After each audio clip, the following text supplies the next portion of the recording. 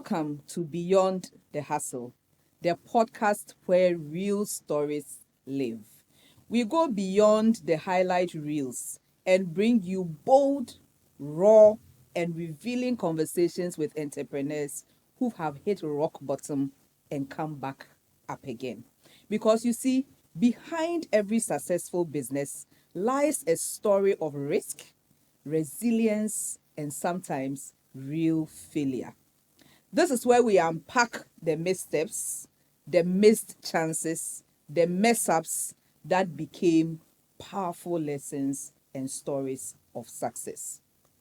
So if you are looking to build something big, if you are dreaming of setting up a business, or just tired of faking it till you make it, this is your space and this is your show.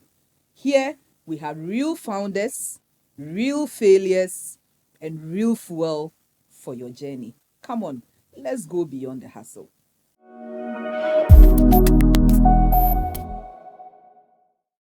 Welcome once again to another episode of Beyond the Hustle podcast. If you are new to this channel, you're welcome. And I want you to subscribe because we share very interesting, exciting, educative content here for startups, for businesses, and for those that are aspiring to become business owners. And it's very important for me why we do this, because failure is not the end of anything. And sometimes as a business person, as a business owner, as an entrepreneur, you feel the shame when other people think that you have failed. But I believe it comes with the terrain, and it's important that we encourage people to understand that we will fail, but we learn from the failure. And so we go behind the scenes, we talk to entrepreneurs, we hear what they have to say. We also reckon that it is not everything you find in a textbook. Sometimes it will take people who have walked the road and lived the journey. And so I'm excited to have today in the studio somebody who has gone down the path. And it's going to be a very interesting conversation. I just know him as Victor Morgah, and I want him to introduce himself in a minute or two. Tell us who you are, what you do, and maybe share your entrepreneurial journey with us. Yeah. Thank you so much for having me on this show. Very excited to share my journey. My name is Victor Elorm Morgah. Yes, people normally popularly know me on Facebook and social media as Repeller. Yes, Repeller. Yes, so I mean, I'm a graduate of University of Ghana.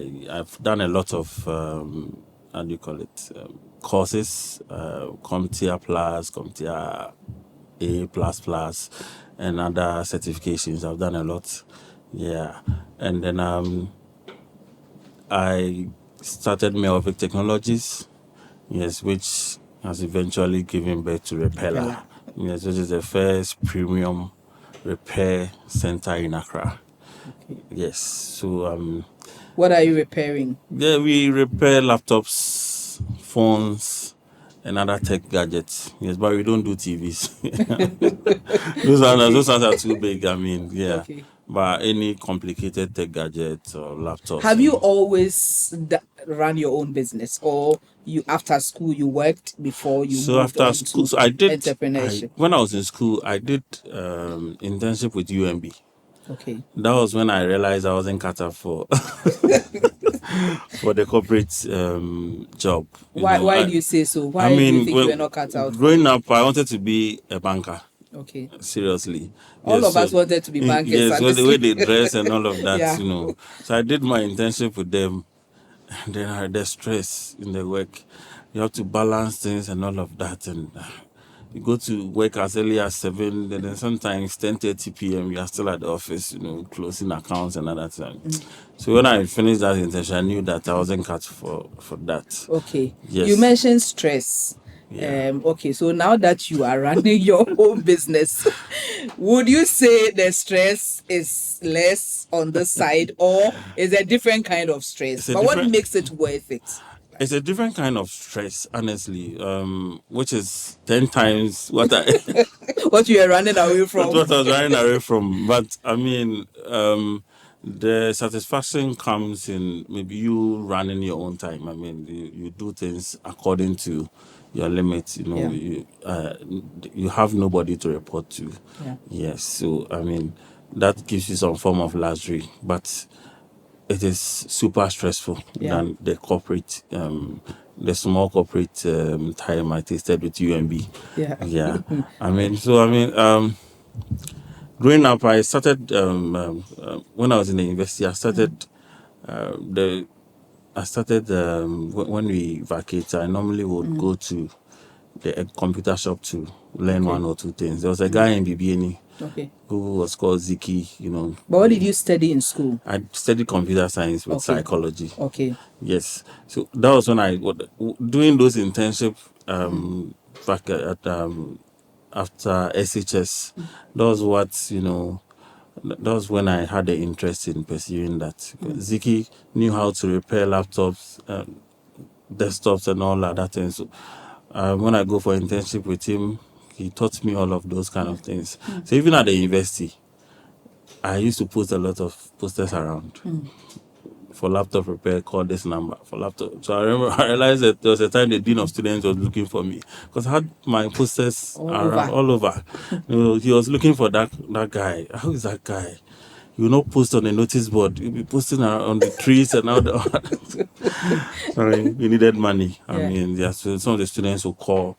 You fix it for them, then you get some money. So level 200, I started paying my school fees. Wow. Yes, that was so. I knew I was cut for this kind of work. But you look at the industry and realize a lot of them are by the roadside. Madina, you go to Circle, those technicians, the repairers, they're on the roadside and all of that. So as a graduate, how did what should I do to make sure I monetize this? I make it attractive for people to be able to look at those people on the roadside and walk to me. Trust me with their gadgets and then, So that was the niche that I had to, create my company from. I mean, like you, a lot of businesses start as gigs, like side hustles, like I need money on campus, all of that. And so we realized that we don't go starting with a big business, in mind. At what point did you realize that this can be more than just a gig? I mean, it's paid the fees. Yes. You finished. You've gone to UMB. You are, but you still had the interest. At which point did you realize, hey, if I take this thing serious, it can grow into something big? What made you come to that? So even before that, about 4 of us, we were friends. We came together, tried to do something similar. Then the partnership, it didn't work out. So it fell apart. Why did it fall apart? I'm interested. I mean, it's what boils down to money. When things come in, the money starts coming, then a lot of ideas starts coming into people. Say, okay, so this person is doing the repairs. This person is doing the marketing. This person is those doing the repairs feels like they are doing the work more than those doing the marketing, but they forget those doing the marketing, bring the customers in. There was a whole lot of misunderstandings. So it had to, 2 of them wanted to keep the repairs aspect, and it was a whole lot of issues. So I just had to, we separated. In the book that I've written, Beyond the Hustle, I mean, one of the things I look at is startup founders and partnerships and the challenges that arise with that. Given your experience, if you were to do it again, or somebody is trying to start something, and a lot of the time it's friends, we are friends. We think because we are friends, we can become business partners. So, I mean, we don't have the conversations that we need to have. What is our long term and all of. Now that you went through that experience, if somebody is planning to start something with a friend or a colleague or a brother, what advice would you give them? What would you tell them? They should sit down and document very well. The documentation is very important. When you are starting something with your friend, you look down on so many things. So when we get there, we cross it. No, sit down, review every step that you are going to take. When money starts coming, how are you going to set? Yeah. When are you going to declare profitability and all Yeah. of that? What is the end goal and all of that? Delays of gratification and all. You have to document, explore all of those things. Yeah. So that when it comes down to decision, you will not be blinded by emotions. Yeah. You'll not be clouded with your emotions. The paper is there to, Yeah. you read everything. That's what we And are who is going to get what who's for going to doing get what? who's going to do what. That's very important. Yeah. If I practice, if especially when somebody is bringing money, Yeah. and then sometimes the money comes in and then you feel like you are the only person doing the work and all of that. But if somebody is bringing money, put it in the agreement. This is what you are worth. If the business gets to this point, this is how much you are getting and all of that. So it saves you a lot of headache when it comes to all of these things. Okay. Okay. So that partnership sort of disintegrated. It disintegrated. So So you two of went your them way. they took over what we started. Okay. And then I went to planned the whole thing. And then fortunately enough, I had a small place at Elizabeth C. Hall, University of Ghana campus. Okay. So I started. I wanted to get a place, and they told me the place was not ready. And one of my biggest mistake was where I got. It was for a private person, Okay. At that time, I didn't have any money, so I went to see him. He told me, "Okay, I'll charge you 5,000 cedis a year for that space." Okay. Okay. I told my mother to borrow some money, then I added something small. I got the 5,000 ready. How many years ago is this? This is 2016. Okay, so almost 10 years. Yes. So I gave him the money, and on the day that we went to work, he came back again. I had done a lot of advertisement on campus and all of that. He came back again. Oh no, that's not the rent. The rent is now 1,500 a month. After you've done all the advertisement, and there was no paper, there was nothing signed. Nothing signed. I mean, I was young. I wanted to just do something. Yeah. I mean, so 18,000 a year. So I sat down, did my calculation, and then I realized it was too big for me at that time. Yeah. So I told him about it. And then he was like, "Oh, don't worry, you pay the 5,000. If it's every week you pay 1,000 or whatever it is." Then I went to sign that contract.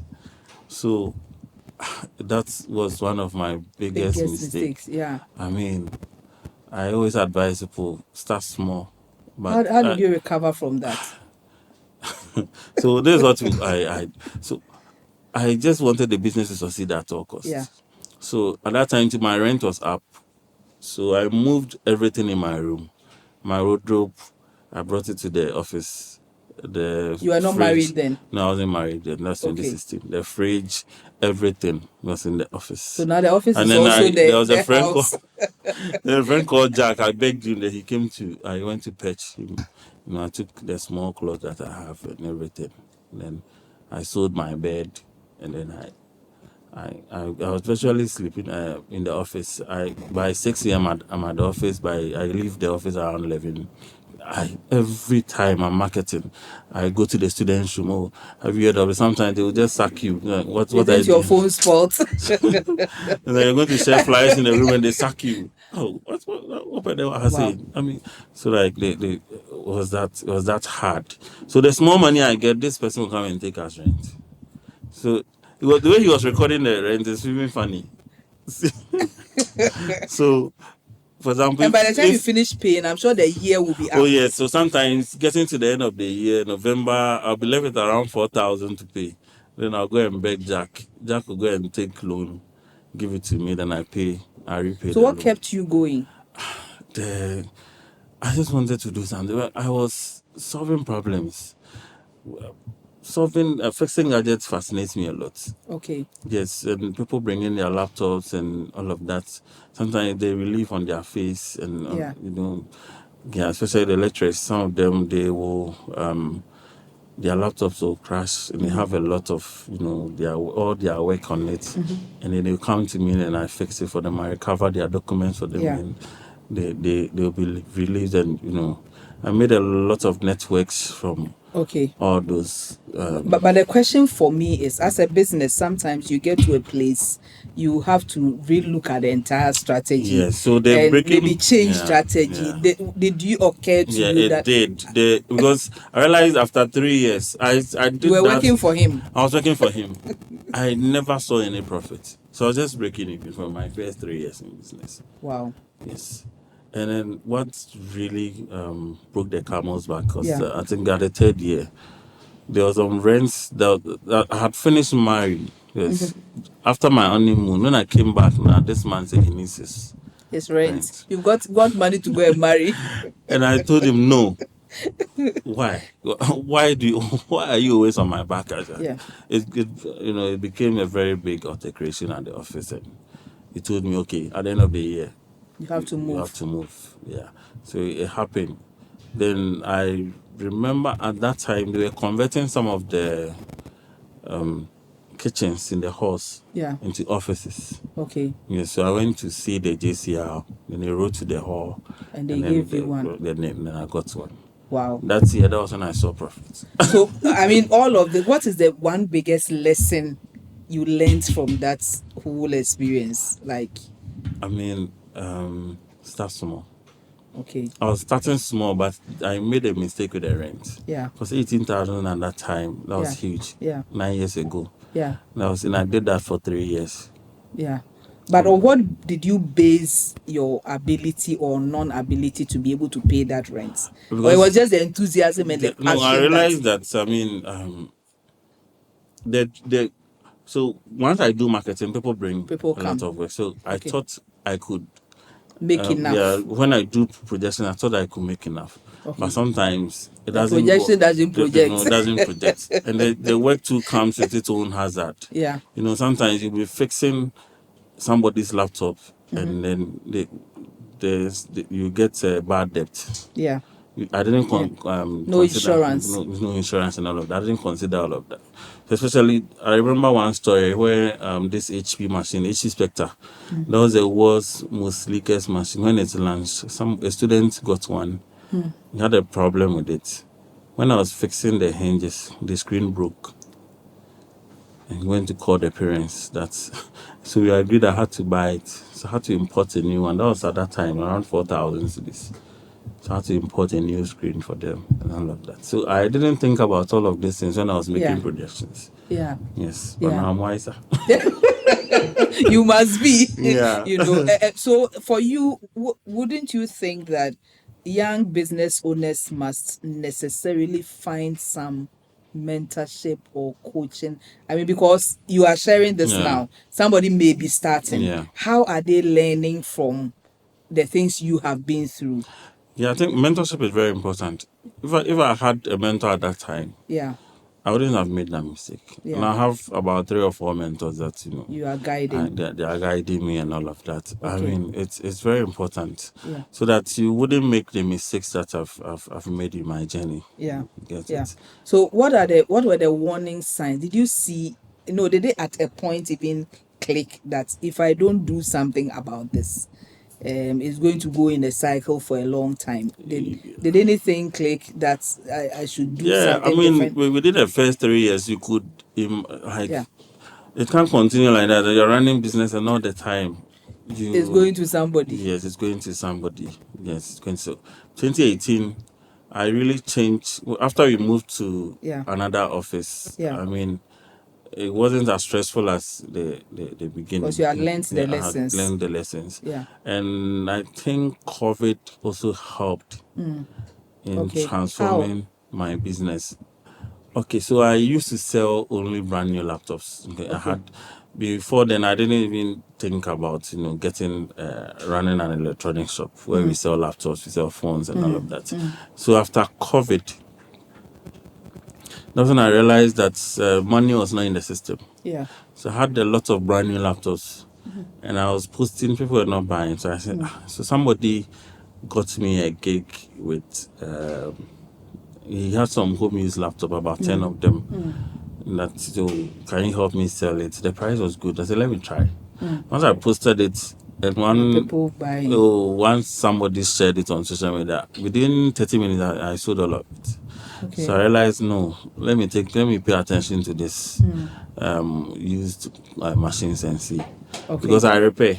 Okay. So the misconception people have with these machines that sometimes it's faulty and all of that. But if it's coming from If a it's coming from me, I Yeah. might have a firm that repairs. Like, so when it comes and has a problem, we fix it.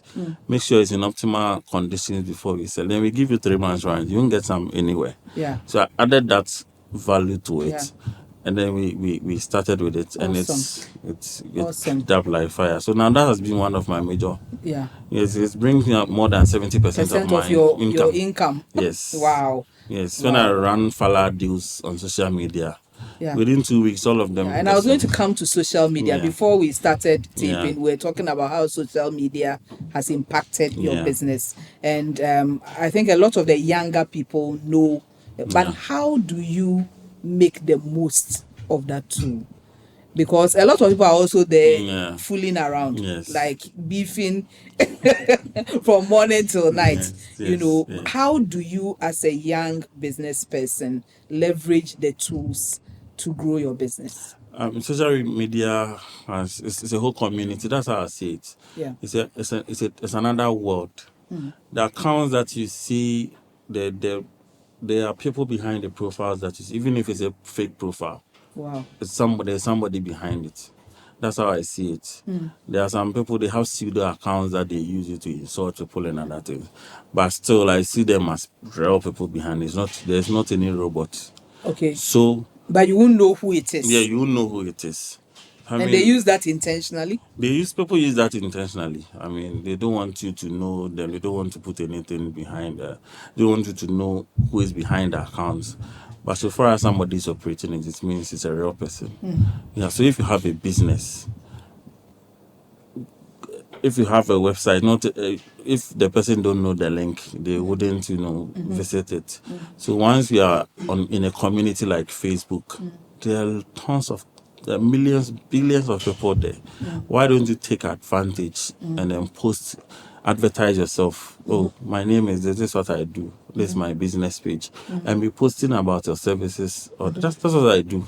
Isn't it the thought that, I mean, once you post useful things, people don't mind you? Then when you post things that are crazy, then you have people commenting. This is one misconception I want to address. That's a misconception, right? Yes. You see, don't be fooled by the likes and the shares and those kind of things. People see. My biggest customer from Facebook.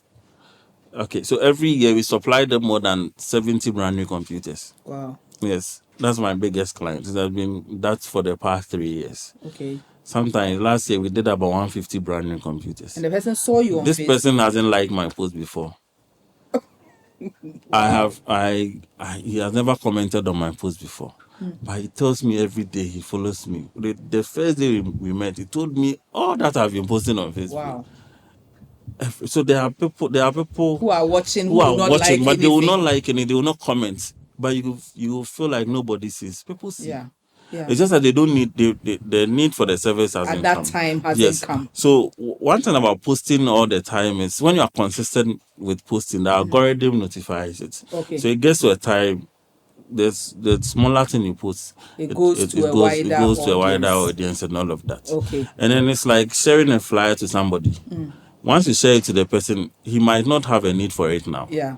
But as the time goes on, and it's like, oh, when the phone gets spoiled, somebody shared this repellers post. Let me go and look for the person. Yeah. As soon as he goes, he finds you. Oh, you shared your post last time. That's why I'm coming. Yeah. Yes. So that's what happens. So the consistency. You should have to be consistent. Okay. Whether there's likes or not, keep posting. Yes. Okay. And then be looking at your analytics. So when I go to my class, I notice people. I get the wider audience in the evenings from 6:30 to 9 p.m. Okay. So that's most of the time. That's when I post my business. So that people will watch and all of that. Okay. When I post at that time, the following day by 12, about 80% of the products are gone. Wow. Yes. Wow. What is the best advice you have received concerning business? The best that has helped you. the best advice I've received concerning is honest. I have to be honest with people, whether the job went right or it didn't go well. Okay. You have to be honest. Tell them the truth about it, and that has really helped me. When you people, some of them, the customers that you meet, some of them are very vulnerable. Yeah. Don't try to take advantage of them. I know some people sell product A, they give it to a certain customer at this price. Those who do DM for prices. When you send them a DM, they go and look at your product, your profile picture, then they give you different prices from. Yeah. But you have to be honest with people. Yeah. Oh, this is how much we sell it. Yeah. This product, this is what it's going to do for you. Yeah. Oh, I'm so sorry. When we were fixing your laptop, This you made a happened. mistake and this happened. Yeah. You don't go and tell the customer you had a problem before, but meanwhile you know that it there is was coming no from problem. people appreciate it honesty. the honesty so much. Yeah. And then in that case, when something goes wrong, they feel free to let you know how they feel about it and all of that. Yeah. And that honesty has really helped. Yeah. In our part of the world, it doesn't really pay much, but it is very valuable. Useful. It's very valuable. Yeah. You don't do that. This journey requires resilience. And I'm sure there are a lot of young entrepreneurs watching us, those that have been in the game for years and are still knowing the entrepreneur and it's not knowing. I mean, can you share some advice on how to keep being resilient? Like, let me share this story. How does it look like? Let me share this story. One of my biggest setbacks. I've not shared it anyway, but let me tell you this story. So you heard it here first. So after COVID, there was a need for routers. Like people were working from home, and then if you remember, table nets, there was shortage of table nets. So I sat down, went to Alibaba, saw a Chinese company, we're advertising it 4G. So I contacted the company. They sent one. I bought one. They sent the sample. When I tested it, it was fast. Fantastic. So I went to... I've landed an opportunity. So I went to one of my friends. He was a very good friend, a big brother to me. I told him, this is what I've done. It's good. When we buy 90,000 worth of this router, my projection is that within 3 months we'll be able to sell it and then so we brought in some money, about 60,000. I added the rest. And then I shipped, I paid. And then they shipped about 24 boxes. First consignment, yes, about 60,000. That was 60,000. And then 30,000 was to come later.